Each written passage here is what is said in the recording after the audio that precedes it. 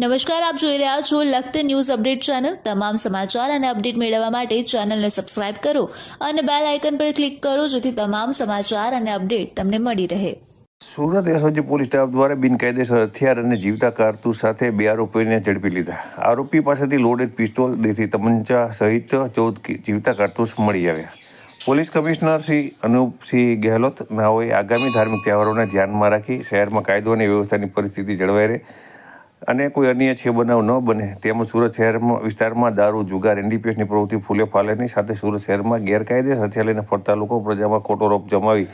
ભયનું વાતાવરણ ઊભું કરી અરાજકતા ફેલાવતા આવે તેવી ટપોરી ગેંગના સભ્યો પર વોચ રાખી તેમની વિરુદ્ધ સખત કાર્યવાહી કરવા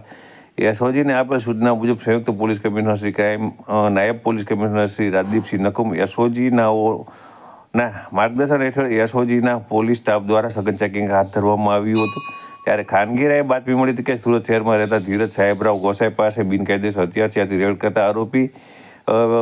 2 પિસ્તોલ, 1 દેશી તમંચા અને જીવતા કારતૂસ સાથે ઝડપી આવી ગયો હતો। ત્યારે પોલીસ દ્વારા આરોપીની સઘન પૂછપરછ કરતા આરોપીએ ચોક બજારમાં રહેતા ભરત ઉર્ફે પટ્ટી છગનભાઈ મેવાડાએ તેને બિનકાયદેસર હથિયાર આપ્યા હોવાનું જણાવતા પોલીસ સ્ટાફ દ્વારા તુરંત આરોપી ભરત ઉર્ફે પટ્ટીને ઝડપી લેતા તેની પાસેથી લોડેડ પિસ્તોલ એક અને 3 જીવતા કારતૂસ સાથે મળી આવતા બંને આરોપીને ઝડપી લઈ તેમની સામે ચોક બજાર પોલીસ સ્ટેશનમાં આર્મ એક્ટ મુજબ એસઓજી પોલીસ સ્ટેશનના સ્ટાફ દ્વારા ગુનો દાખલ કરવામાં આવતા બંને આરોપીઓને ઝડપી લઈ અને ચોક બજાર પોલીસ દ્વારા આરોપીઓની સઘન